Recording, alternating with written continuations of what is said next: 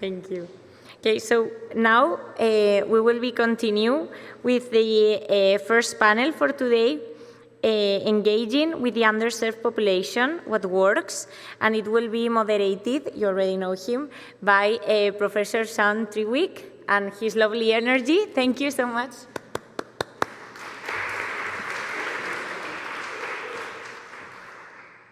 I guess our panel should come up here so we can see.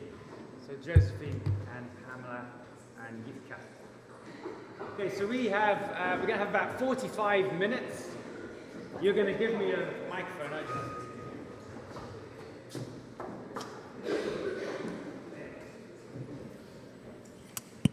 Brilliant. So we have about 45 minutes and 3 panel members. We have a brief introduction and I'll ask each, I think, 1 question. And then you can be thinking of questions you have here in the room and, of course, online. And we'll see how we go through the next 45 minutes talking about how we can engage with underserved groups and what works. So, to introduce briefly our panel, so at the far end is Dr. Pamela Dix, who's a member or leader of the Scottish Child Research Network. Do you want to say a little bit about yourself? So I'm Pamela Dix and I'm the manager of the Children's Research Network in Scotland. And I'm also the PPI lead for the network. I joined that job on a 1-year contract 19 years ago. So it's something that's grown in diversity and inclusivity over that time.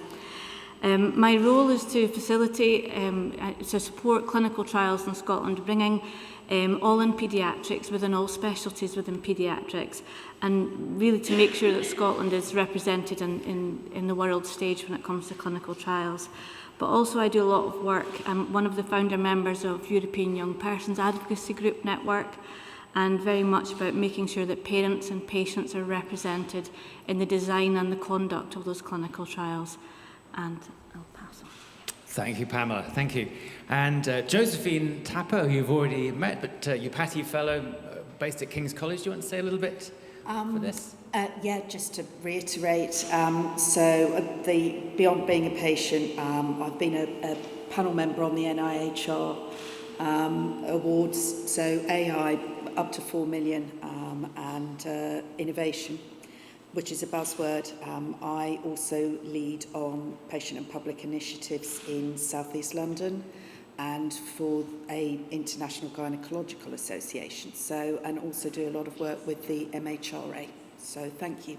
Thank you, Josephine. And our third panel member is Dr. Jitka Rychlíčková, clinical pharmacologist. We were practicing earlier, so clinical pharmacologist at Masaryk University. Do you want to say a little bit about yourself too? Thank you, Shaun, for a nice introduction. My surname is very complicated, so very good.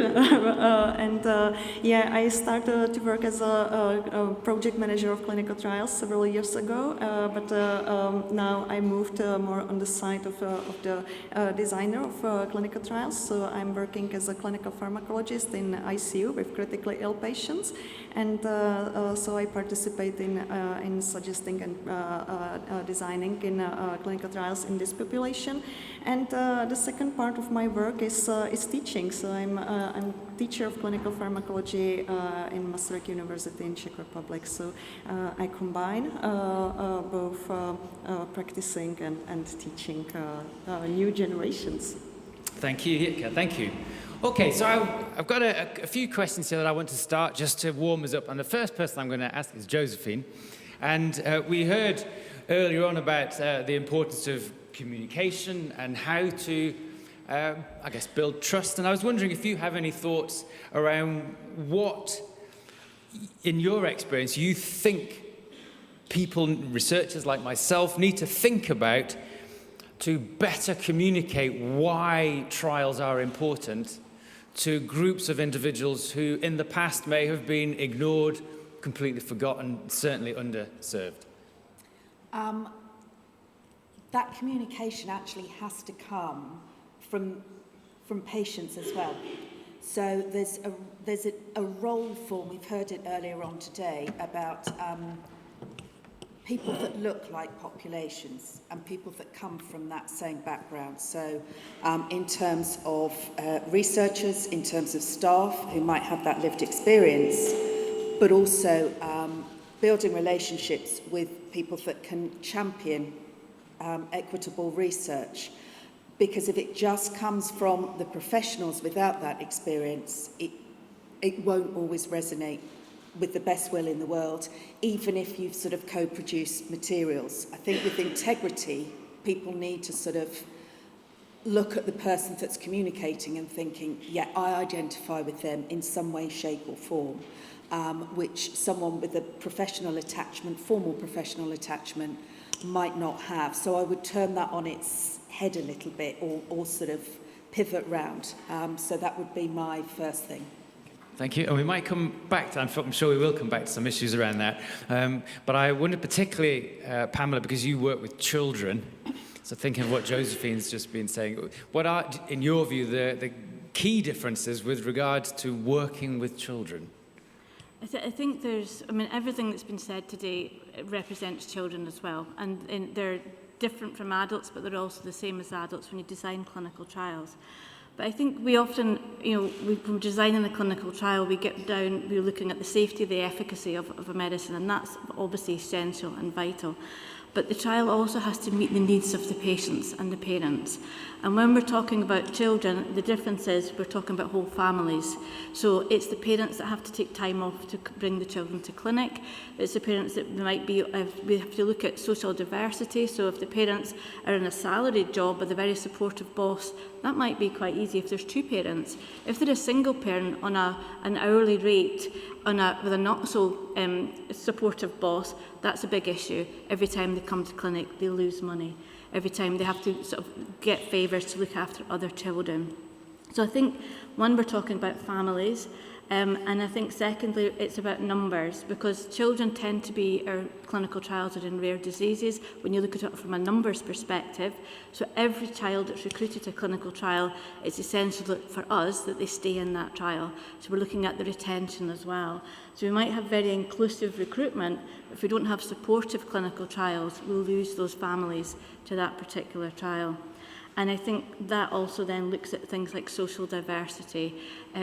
We have to make sure that if we work with families at the very beginning in those patient-public involvement pathways, are they the families that are going to be represented in those clinical trials? Because like ethics committees, PPI is full of middle-class professional people. They're not necessarily representing the parents who are going to be bringing their children to those clinical trials. So the inclusion part is not maybe at the beginning, or because it tends to be it's every child with that diagnosis. We're not excluding them on language or their gender or whatever, but it's about making sure that everyone who's eligible can stay in that trial and working with families to put all those strategies in place. Thank you. And it's really cool that you mentioned retention there. So I have a colleague at the University of Aberdeen, Professor Katie Gillies, who has done a lot of work on retention. And she would say, we should have T-shirts. Pay attention to retention. That's your data. So it's not just about recruitment, but clearly is what can be done within the trial to enable people to stay involved. If I just say one thing, I think one thing about that is about the patient burden. Mm-hmm. And I think with academic trials in particular, people say it would be nice if we had this data, it would be nice if we had that data. And if any of you have got children, you'll know what it's like getting them to do their homework or getting them to do their practice for whatever sport or music. Asking them to fill in a patient diary every single day becomes very burdensome. Yeah. And that's the type of thing that we have to think about when we're designing clinical trials. What is the burden to that family? Yeah. And that's a fantastic segue to my next question, which is going to be to Jitka, around, if we're designing trials then, what in your view are some of the key things that we should be thinking about with regard to involving and keeping the involvement of underserved populations? Mm-hmm. Maybe we will just start start to build trust in prior to... sorry. Is it better now? Perfect. So from my point of view, we have to start to build the trust from the beginning, prior to the study planning, just to increase the reputation of our trial center and of the investigator, and then to communicate all the time with the potential population, just to screen the need and to reflect the need in the trial protocol, and also communicate all the time the process or the progress of the clinical trial with the participants. So what is new? What problems are we see, and what can be changed in the future in your treatment? So continuous communication, continuous building trust, continuous building strong relationships, maybe partnerships, and yeah, that might be. Thank you. Great. Oh, Can I just of course, yes. Can I just follow on from that? And it's that continuous communication, because often what happens, and we talk about trust a lot in mental health and other sort of underserved, discriminated populations where trust, they've not had a great experience of health. If you're going to build that trust, it's not just about recruitment. We're talking about recruitment and retention. You need that continuous communication. But it's also a sense of that person feeling a little bit involved and feeling valued. And just that sort of sense that they're not, it's not, well, we need you at that point, and we need you at that point, and we need you at that point. Yeah. So, yeah, that's... Yeah. Exactly. I've heard people say, make me feel special, essentially. Jitka. Yeah, exactly. It's about the trust. It's not about being a trial subject, but to be an individual. So the strategies can be also sending some birthday notes or something like a personal communication, and also offering different ways of communication, because not everybody likes phone calls, for example. So we should focus on the disabilities and preferences of the trial participants in designing the communication strategies. So, for example, enable teleconferencing, enable phone calls, enable emails, if somebody prefers. Cool. Thank you. So show different ways of demonstrating just how much value the trial team places on the contributions that individuals are making. It is a very valuable contribution, and this is how we demonstrate that. Now, it'd be great to get some questions. Can I just say one more thing on retention? Go on, then. Sorry. There's a scheme called Consent for Contact in my local area with patients at the local mental health trust, and they will actively, when those patients start their treatment, they will have a researcher or a peer researcher or a research patient champion will come and talk to them about research and sign them up. The problem is that they are only on that for up to a year after they've been discharged from services. So you are then excluding an awful lot of people that still need to be part. So, yeah. So progress, but not a complete solution. Do we yes, I can see a hand immediately. Brilliant.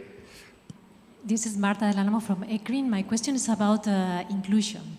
So I was thinking, is like some of the underserved population that have been mentioned during the day today speak about ethnicity and also socioeconomical conditions.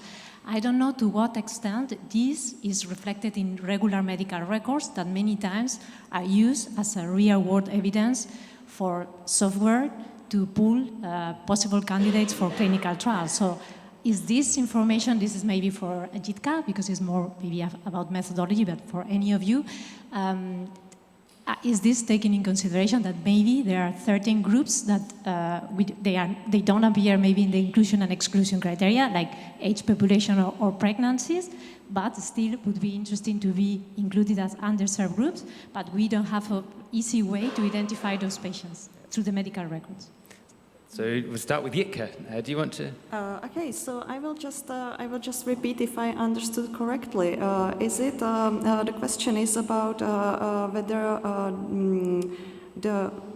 whether we should consider digital literacy, for example, for. I mean that now there are many softwares now that are used for researchers to identify patients from real-world data, from hospital medical records. So they say, okay, this is my inclusion and exclusion criteria from my protocol, but if you are interested also in inclusivity, you might be interested also in including patients with this socioeconomical situation or ethnicity. And I'm not sure if this information appears in regular medical records, so you can actually use this software to include this type of patients. That's more or less the question. Yeah.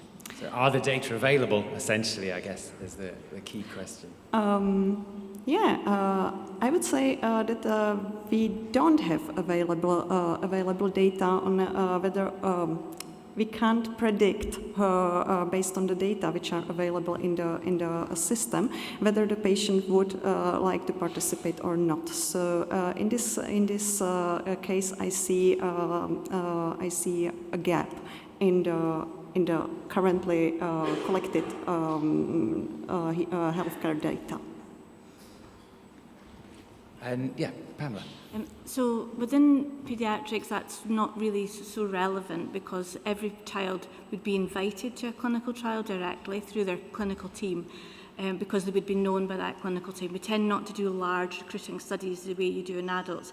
But the data that you do have in adults, it would very much depend on that hospital trust or that hospital board, what was collected. There's a lot of variation in the quality of data that's collected clinically and whether or not you have the governance to be able to research that and include criteria like ethnicity or health. Although what I have seen is something that was mentioned before, which is about the medical teams being exclusive, is when they exclude somebody on their social diversity, saying that person doesn't attend very often, or they're always late for appointments, or they always forget their appointments, will not invite them to a clinical trial. And actually what they need to be thinking is, what strategies can we put in place to make it feasible for that person to be part of a clinical trial? So I think, slightly two sides, but I think from a data perspective, there's a huge amount of data there. Whether or not you can research it would very much depend on the ethics and the governance of that hospital. And Josephine, did you have a... I think that's you mentioned socio-economic deprivation, which is an enormous issue. And we have a problem in the UK with federated data and getting access to everything. So the summary medical health records probably won't include that. So do we need to be more creative? Do we need to join up with social care records? Do we need to join up with other real world, such as census records? We have the Department of Work and Pensions that have access to information like that, but we go back to trust. And there will be a lot of people that would not want all of that data being joined. So it's but socio-economic deprivation is a challenge, but it needs addressing. I'm not quite sure how, but really relevant question. Yeah, very much so. And one thing which colleagues have noted around socioeconomic status in particular is it is not you're not born with a fixed socioeconomic status. It can fluctuate quite dramatically in the way that Josephine mentioned earlier on. It'd be good to get online questions if there are some, and then we'll go back to the hall. So an online question. Yeah, we have one question which is related to what is being done to improve the inclusion of elderly in clinical trials. I think they have not been mentioned yet, so that would be really interesting to hear from you and from what can be done in practice.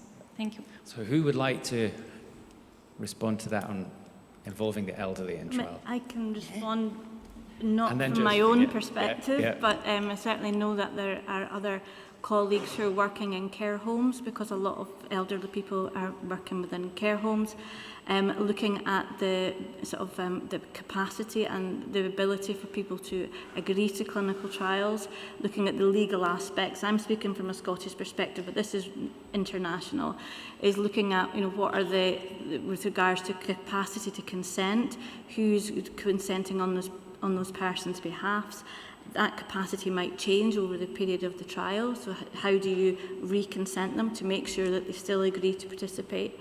I think it's again about burden, about looking at the good design of clinical trials for elderly people.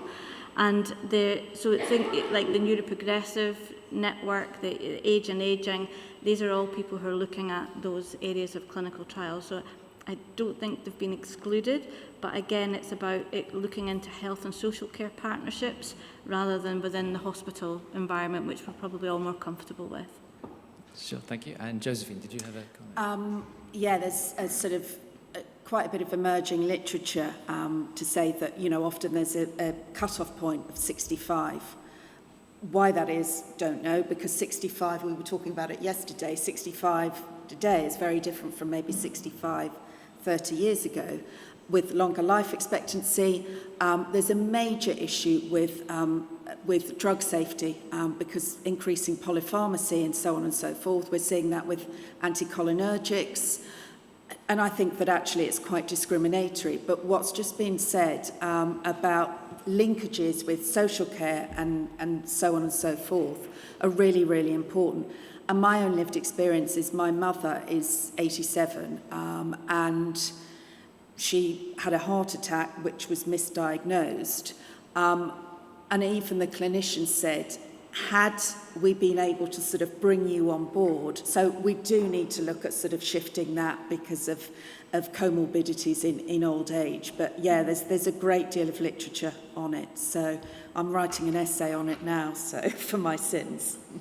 Yeah, and I remember a colleague who does work with care of the elderly at the University of Newcastle, and he'd noted that in trials which don't have the 65 type of cutoff, if you actually look at who is in the trial, then what you find is it's generally the younger end of older.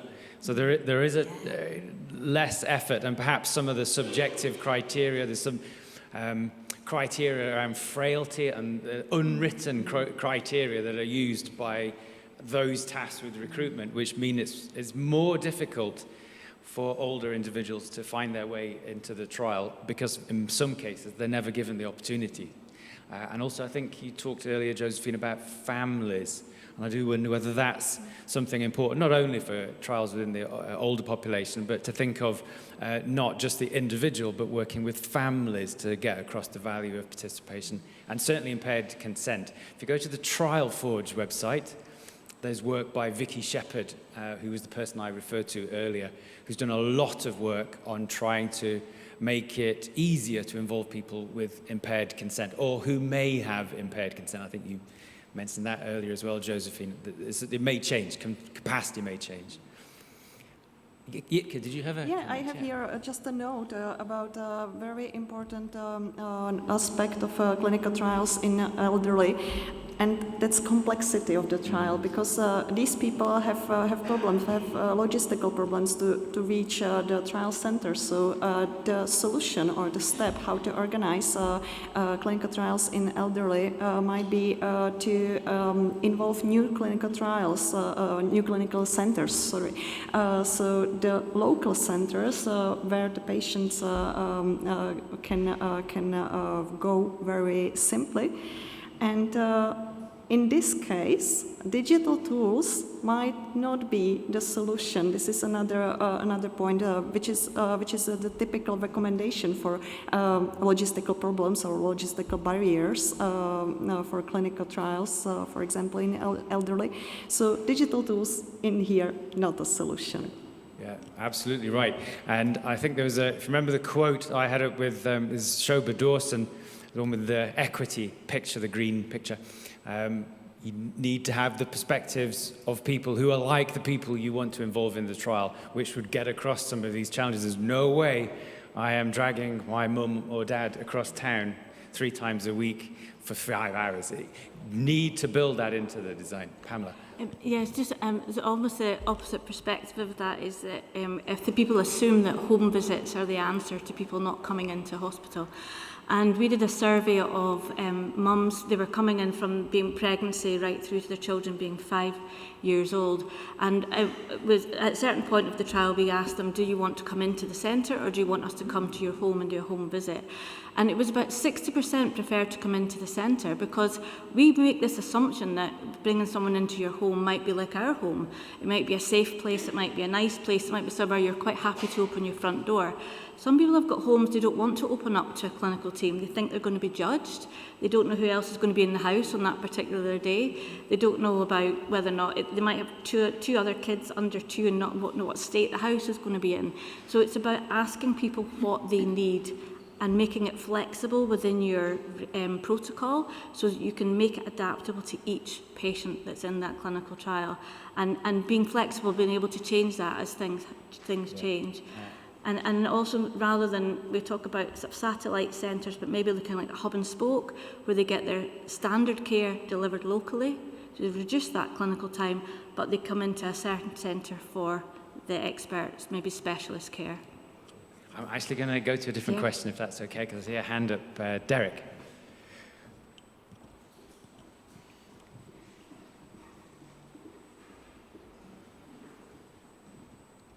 Thank you.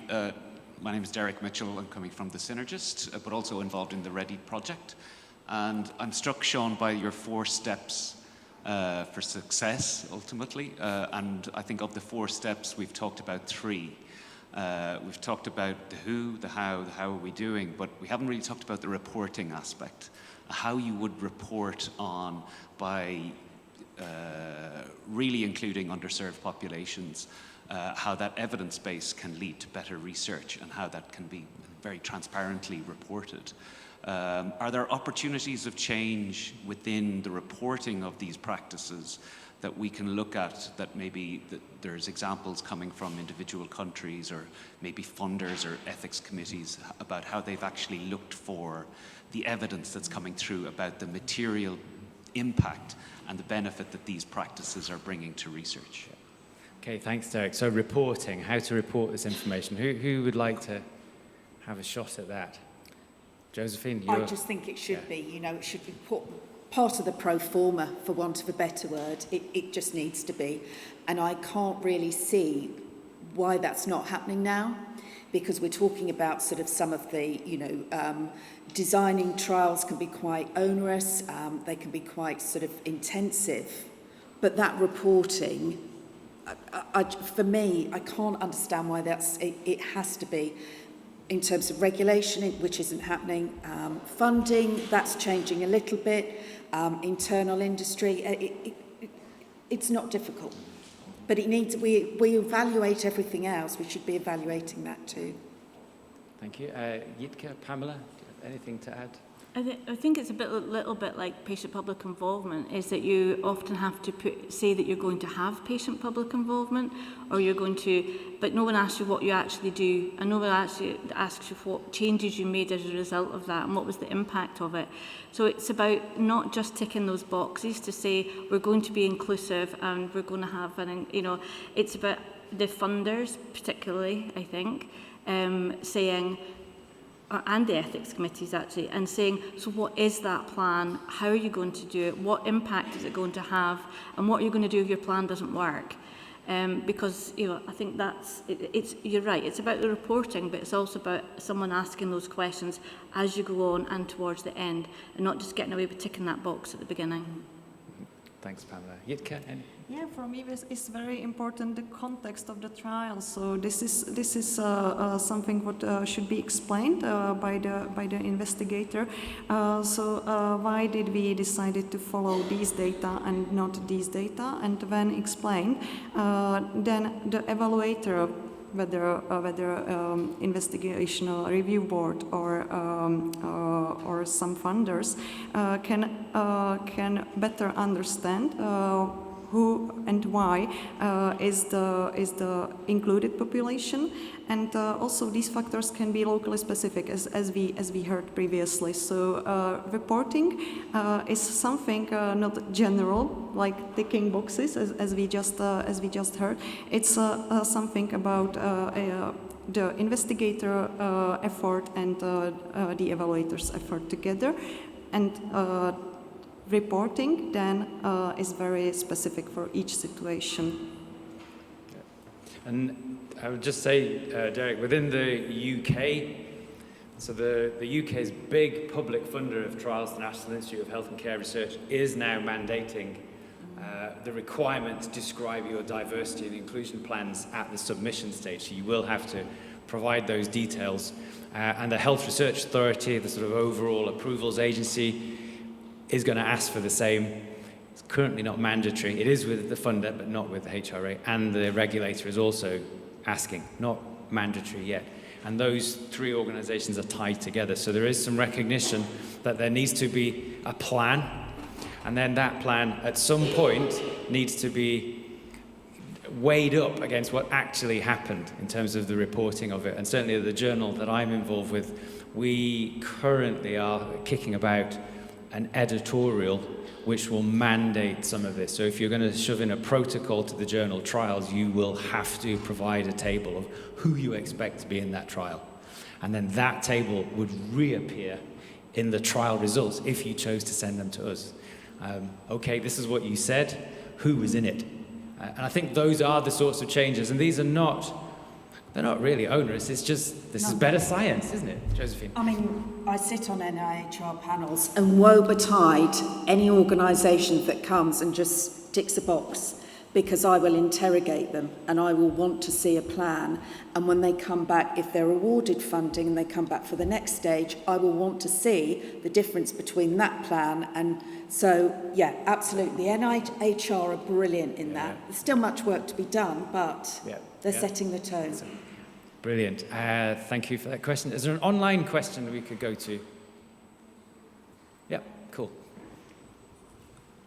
So one question is related to HTA body and whether they can be involved or push, not ask for information on diversity and inclusion in the trial. So I don't know if you have this information. So how HTA can be pushing for this, I would say, more diverse and inclusive clinical trials. That's health technology assessment organizations. How do you think, what's their role in pushing for more inclusive trials? Does anybody want to have a shot? Pamela, you look. I mean, I think when they put their calls out for funding, I mean, they have to specify what those criteria are. And as we say, if the people are asked to put in an inclusivity plan that matches the population that has that condition, and it's about matching. And I think, again, it's a numbers game. If you're looking at a study on statins, then you can quickly get to your numbers by getting all the first people that come forward. If you're working in rare diseases, you need to approach probably everybody with that condition. But yeah, so I would say from a funding perspective, it's about putting out calls that include that. And as you mentioned before, about you stating what population you expect and then how you're going to meet them, rather than just saying, I'll take the first 50 participants. I just saw a hand go up, but is one more quick comment from either Josephine or Rick? No, Jitka, please. I can give a short comment on that. In the new regulation European for HTA, there is a part on joint scientific consultations, which will be a discussion at an early stage before you set up the large clinical trials. And the idea is to have a discussion on the design, the patient-relevant endpoints, and I think it is in this platform this topic should be raised. So this is an option to bring it on the table at a European level. Yeah. I agree. I think that's a great idea. I think there's more that the organizations could do along the lines of what we've just heard. And for funders and others, I think personally, to be a bit more willing to say, this is the sort of trial we want for these reasons, give that rationale. So I think that they have a role, certainly in the way we've heard. Are there any other questions from in the room before we go back to online? Any questions? Can I see any hands? No. Any more online? Yeah. It's maybe more a comment than a question, but I think that the question is that if we care about enhancing the access to trial, we should also care about enhancing the access to drug and treatments, because this is the ultimate goal.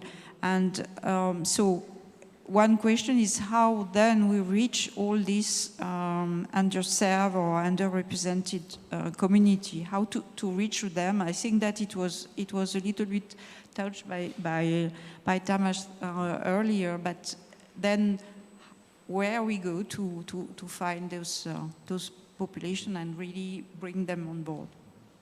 Does anybody want to comment on that? So where if we're doing the who should be in our trials, and let's say we've made, we've realized that there's a particular group of individuals, different groups, how would we go about then ensuring that they are able to take part in our trials? Where would we go?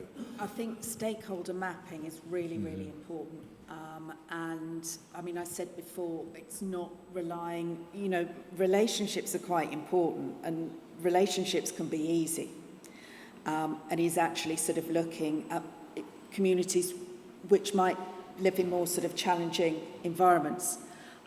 There's a role for sort of charities that might not be medically related. So a colleague of mine has developed an app regarding alcohol substance, and she has rolled that out. She's with the Salvation Army, who are religious, but they've got very, very, very good outreaches, and they are then coming in and becoming part of that research. So I think it's being curious as well, and I often think that curiosity is missing, and it's just drawing on, it's conversations, it's just being sort of very, very open, and also looking at where you hold those relationships. So not necessarily in an academic institution or in a hospital, it's going out to the community. I agree completely. I see a hand. But... Just quick, I think it's very much about, as you say, those early conversations in your patient-public involvement side of things is engaging with the right people. So, and that takes a bit of detective work. It's not the ones that you put on a Facebook post and the first two that reply, or the ones who are the regular people within that disease specialty group, because they're parents who are patients, who are advocates and who come with their own story. It's about finding the ones that don't know, they're not experts in their own disease, they're not experts in the diagnosis, because they're the ones you're going to be recruiting into your clinical trials and getting them involved at that stage. And Jitka, I saw that you had a point, and then I'll go over to the next question. So Jitka, please. I have only one comment, and I remember a very nice example of barber shops and including black patients with hypertension. So this is very nice example of a trial started in different environment than hospital or healthcare. Yeah, absolutely. So think different. I guess that's what you're saying there, Jitka. Tomasz. It's another answer to this question, because there's actually described methodology for how to do this. So first, EUPATI has a whole module, a whole training module on where are the patients, how do you find patients. Also, there was an entire EU project, IMI Paradigm, which developed recommendations. So it's www.imi-paradigm.eu, which has a whole set of recommendations for how to reach out to communities. What do you do if there are no patient organizations? You can also just turn to the umbrellas like the European Patients Forum, which combines literally tens of thousands of patient organizations. I mean, there are 40,000 patient organizations just in Europe. So there really are, I mean, a lot of them are just like little mom and pop, like really small organizations, but still. So there is a way. If there's a will, then there's a way. And that way has already been described to some extent, but I totally agree with you. It needs a different way of thinking. Thank you. There is a lot of sort of methodology out there, absolutely. There's some really, really good resources. I would also say, though, that there are people that don't identify with any patient group at all. And I think that that's also something to bear in mind, to actually sort of have balance. And I've seen that often with the MHRA, that there's engagement with particular, and they will have a certain angle, certain motivation, which is absolutely legitimate, but it's not always necessarily shared by that wider patient population with that particular disease or illness. Yeah, so thank you. Cool. Yeah, sure. I have a last question. You talked about the reporting piece, and I think it's important, for the sponsor as well as the patients and the communities. So, but it came back to me for data collection. So, what is the information we want to know? We cannot collect everything about everyone, and coming back to the IRB, if they are pushing to have more inclusion. How do they know we actually do it if we don't collect the data? And what data can we collect, and how the IRB could help us or help sponsors to find the right data, or give the credit that those are the data we should collect for the good reasons. And then engaging with the underserved population, what would be your advice on how do we get that credit, that this is, how do we explain to them that this is the right thing to do, and build trust? I think there are different steps before reporting that are very challenging in between, and I was really wondering at what level do you, who has the credit to actually do it so that people feel comfortable? Josephine? Yeah, because we think that research is important, but there might be reasons why those underserved populations don't think that it's important. They don't think it's for them, and that's maybe because of the research that's been conducted in the past, because either it's been unethical or it's not been with them. And so it takes time. This is one of the things, it's not, you need to build those relationships way before you even start the clinical research, way before you've even got an idea. You need to build those stakeholder relationships with right from the bottom, so often working with very, very, very, Tamas has said, very local organisations. I live in South East London, which is a very, very diverse area with areas of multiple deprivation. And it is, for example, there's often, there's been a problem in the past that there's been engagement with particular ethnicity groups to the absence, and almost, so we have a lot of Latin Americans in London, in my area of London. They've never been included traditionally because, we'll go to these three groups. And I think that is really, really, so we've even done things sort of going out to old age Latin American lunch clubs and obviously sort of speaking Spanish, just to sort of generate that interest, community engagement in terms of why research matters, but never assume that they think that research matters. And I guess you're then justifying the collection of some data to the Institutional Research Board. And this is why we need these data, because it's so important to all these groups. We need to be able to report on it. So I think there's a clear tie between those two things. I know there's one more question. But just on that, I think there's also a real role for a gatekeeper, because, and certainly within paediatrics, when we're doing patient-public involvement with children and young people and their families, and sometimes when we see the requests particularly from sponsors, is they almost want that person in their employment for 6 hours, to read all this material, to give them their feedback, to act like a professional, and we have to then modify that to make sure that it's actually done in a way that benefits the patient as well, so they feel part of that process, or the parent, that they feel part of that process, they feel some value in being involved, and then that they get the feedback from what changes were made as a result of their involvement, because people can feel a bit used. You can feel you come along, you engage with them, you go away, and then you never speak to them again. So it's about them feeling that they have some value. And then on an individual basis, doing patient-public involvement, I think it's about taking a trauma-informed approach, where you give the person an opportunity to speak, and to listen and hear their story. You might not be noting it down, you might not be taking it as evidence, however, they have an opportunity to feel heard, and then going forward with the questions that you have. Great, thanks. I'm going to see if we can sneak in the last question, please, Amelie.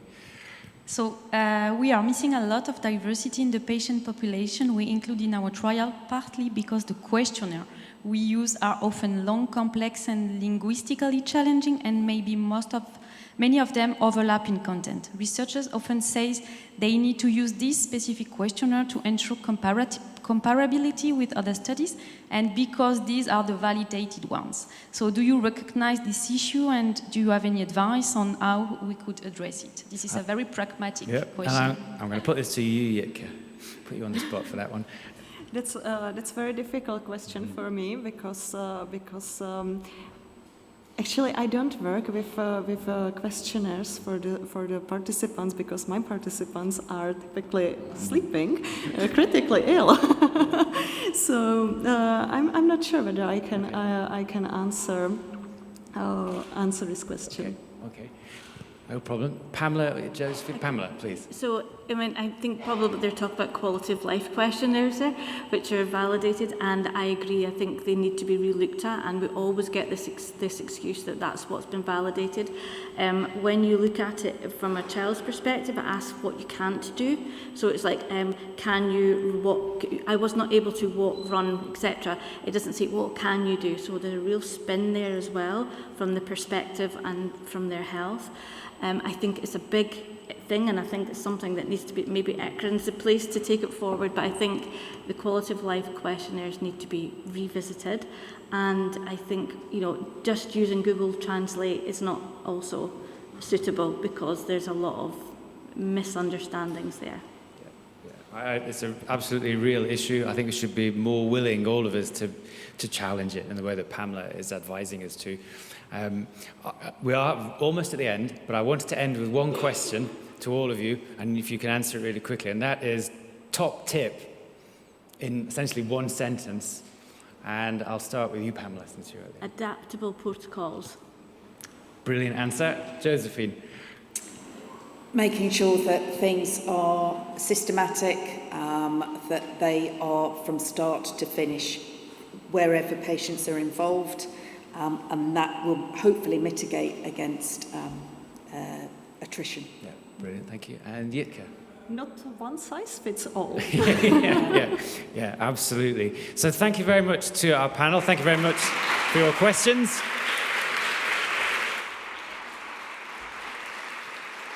I guess our panel is around for the rest of the day if you have further questions. So thank you for all your engagement. Thank you.